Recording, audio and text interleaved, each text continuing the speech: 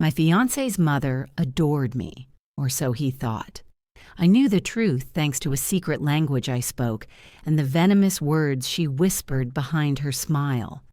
My fiancé, Keenan, had always spoken about his mother with a kind of reverence, usually reserved for saints.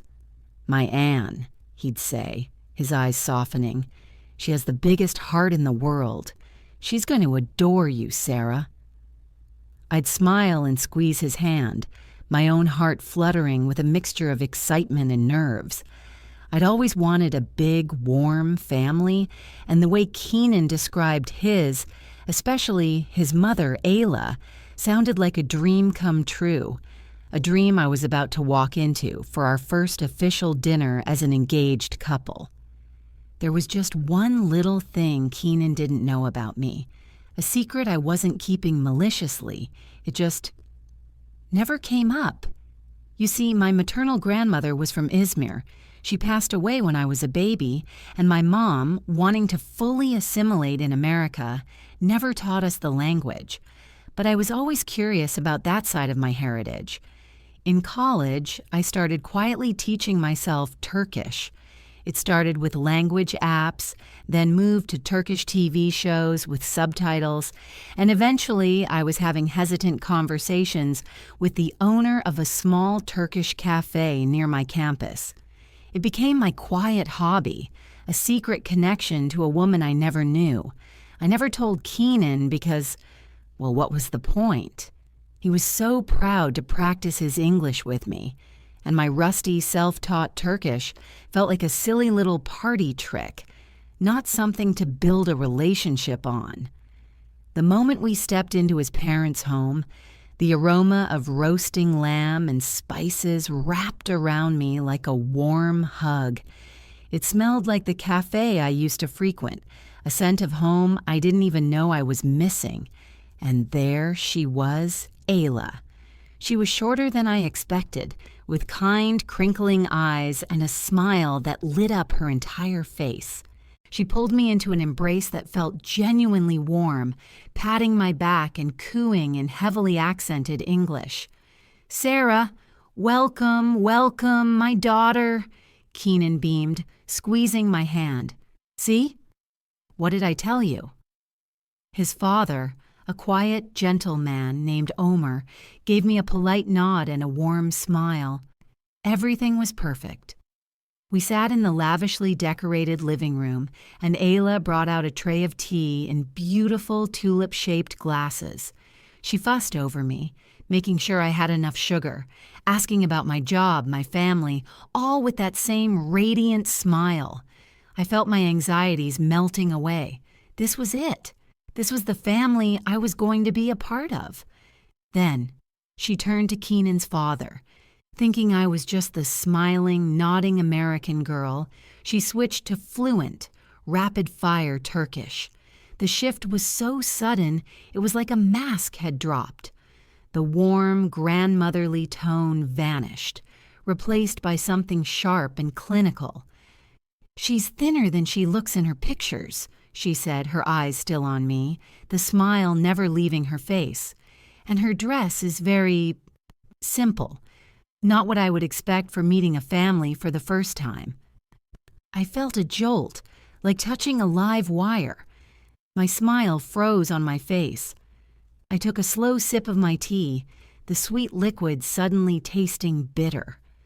Omer just grunted in response, not looking up from his newspaper.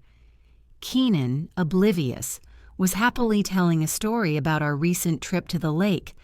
I just sat there, nodding along to his story in English, while Ayla's voice in Turkish sliced through the air, completely separate, a secret broadcast only I could receive. At the dinner table, it got worse. For every compliment she paid me in English, there was a cutting remark in Turkish. "You have such lovely eyes, dear," she'd say, reaching across the table to pat my hand. Then to Omer, "They're a strange color, though, like a cat. Cold." "This lamb is delicious, Ayla. Thank you so much," I said, my voice sounding strained to my own ears. "Of course, my dear. You must eat," she chirped in English. Then to her husband, "Look at how she holds her fork. No grace. Americans eat like animals at a trough." Keenan was lost in his own world, basking in the glow of his two favorite women finally meeting. He'd catch my eye and wink, and I'd force a smile back, a cold, heavy stone forming in the pit of my stomach. I felt like I was in a nightmare. This woman, this sainted mother, was dismantling me piece by piece, right in front of her son, and he couldn't hear a single word of it. I felt trapped, a silent observer at my own execution. The evening wore on, a torturous parade of pleasantries and poison. After dessert, as Keenan was helping his father clear the plates, Ayla sat next to me on the sofa. She took my hand in hers. Her skin was soft, her grip surprisingly strong. She looked me right in the eye, her expression the picture of maternal affection. "Keenan is so happy with you, Sarah," she said in English, her voice thick with emotion. "A mother knows. I can see it." I just nodded, unable to speak. Then she leaned in closer, as if to share a secret. Her voice dropped to a low, conspiratorial murmur, the Turkish words flowing like venom. "But don't get too comfortable," she whispered, her thumb stroking the back of my hand. "He is a good boy. He listens to his mother. He chose you, yes, but I will be the one to help him unchoose you. This wedding will never happen." The world seemed to tilt on its axis. Her smile was still plastered on her face, her eyes still sparkling with feigned warmth. But the words she'd whispered hung in the air between us, a toxic cloud only I could see. My blood ran cold. It wasn't just dislike, it was a declaration of war. Keenan walked back into the room, beaming. "Ready to go, my love. Mom, Dad, thank you for everything. It was a perfect night." He wrapped an arm around my waist, completely oblivious to the fact that I was trembling. Ayla stood up and pulled me into another one of her suffocatingly warm hugs. "You come back any time, Sarah," she murmured into my hair in English. "You are family now." The hypocrisy was so staggering it left me breathless. The car ride home was torture. Keenan couldn't stop gushing. "She loves you. I knew she would. She kept telling my dad how lovely you are. Did you see the way she was looking at you? It's that look she gets when she approves of something. I haven't seen that look in years." I stared out the passenger window, the city lights blurring into long, wet streaks. Each word of his was a fresh stab of pain. He thought he'd seen approval. I had heard a death sentence for our relationship. I wanted to scream, to tell him everything, to shatter the perfect illusion he was living in. But how could I? "Keenan, your mother, the saint you've worshipped your whole life, spent the entire evening whispering insults about me in Turkish and just threatened to destroy our engagement." He would think I was insane. He'd say I must have misheard, that I was stressed, that my limited Turkish was failing me. He would defend her. And just like that, Ayla would have won the first battle without ever showing her face. So I just smiled weakly and said, "She was wonderful. I'm so happy she likes me." It felt like I was swallowing glass. The next few weeks were a special kind of hell. I lived in a state of hypervigilance, my secret knowledge of Turkish transforming from a quirky hobby into a terrible burden. Every phone call between Keenan and his mother became a source of anxiety. He'd be on the phone in the other room, laughing, and I'd strain to hear, catching snippets of their Turkish conversation. It was never anything overtly hostile. It was far more insidious than that. She was planting seeds. "Is Sarah feeling all right? She seemed so quiet at dinner." "Make sure Sarah is saving money for the wedding, dear. These American girls can be very extravagant. Does Sarah know how to cook a proper meal? A man needs to be fed, Keenan. She was building a narrative brick by brick, painting me as a fragile, financially irresponsible, domestically useless foreigner. And Keenan, bless his trusting heart, saw it all as motherly concern. The real campaign began when we started planning the wedding. Ayla insisted on being involved in every detail, framing it as her wanting to help her busy, overwhelmed children. My heart sank when Keenan suggested we let her handle the invitations. She knows a wonderful printer, he explained, a family friend. She can talk to him in Turkish and get us a great deal. It'll save us so much hassle. I tried to protest, saying I wanted to design them myself, but Keenan was so enthusiastic, so convinced of his mother's goodwill that I felt cornered. Arguing would make me look ungrateful. We met the three of us at a cafe to finalize the details. Ayla was in her element, overflowing with charm. She cooed over the design I'd chosen and patted my hand. "So elegant, Sarah. You have wonderful taste." Then she pulled out her phone. "Let me call Mehmet now and place the order for you." She dialed the number and began speaking in rapid, cheerful Turkish. Keenan sat back, sipping his coffee with a satisfied smile. I leaned forward, my entire body tense, tuning into the conversation. She gave the printer all the correct details. Our names, the venue, the date. My shoulders began to relax. Maybe I had been overthinking it. Maybe her threat was just a strange, empty gesture. And then she said it. After confirming everything, she laughed and added, "Oh, and Mehmet, one last thing for the RSVP cards. Under the meal choice after the chicken and fish, can you add a third option?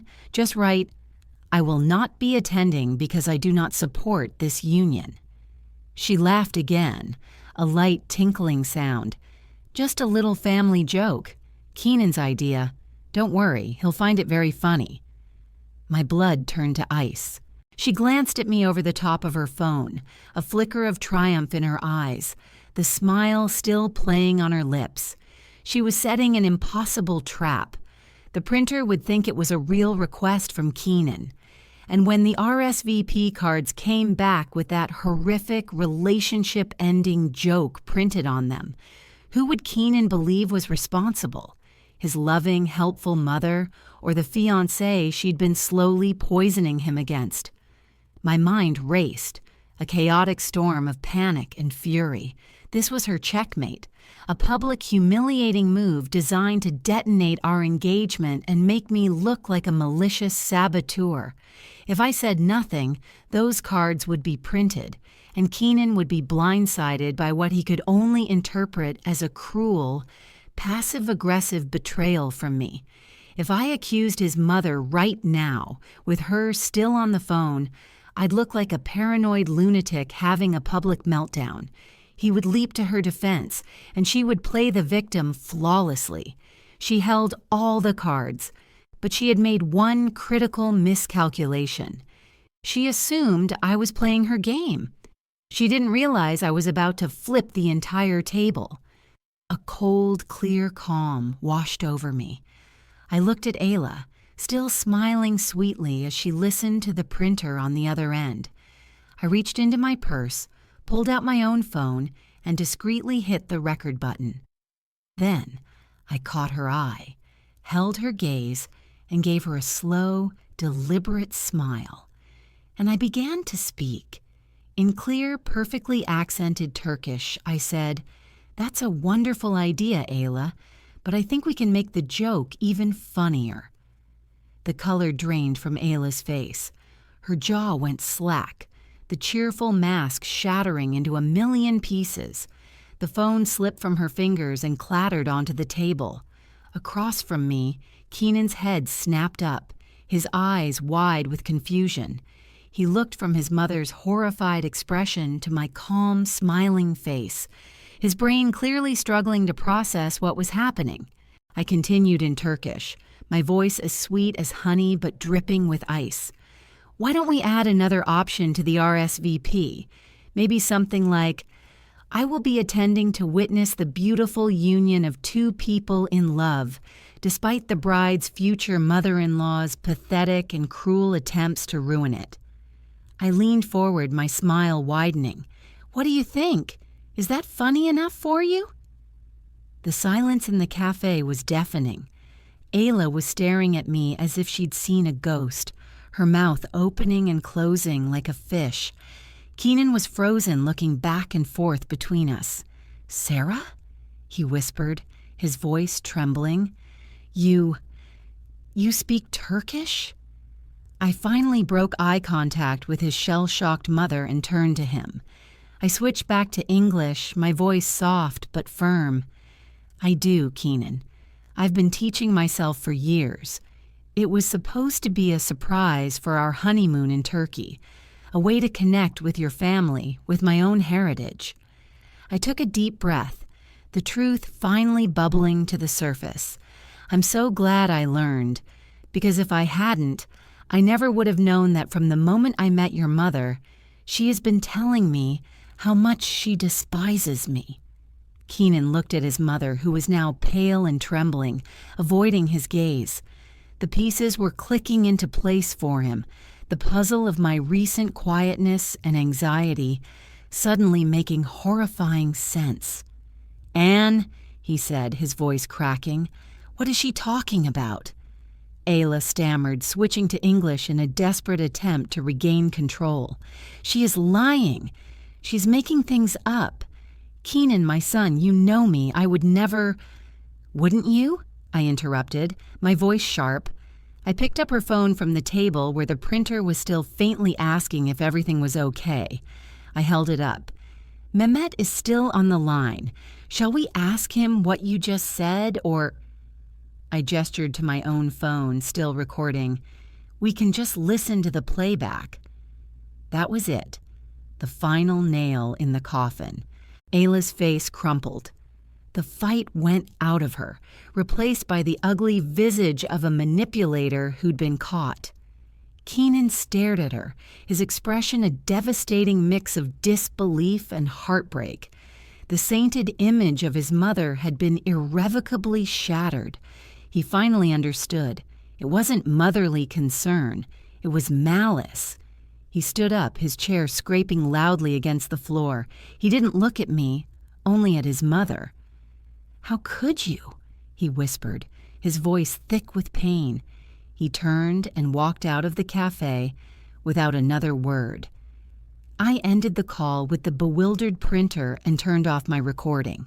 I looked at Ayla, who now just seemed like a small, pathetic woman, stripped of all her power.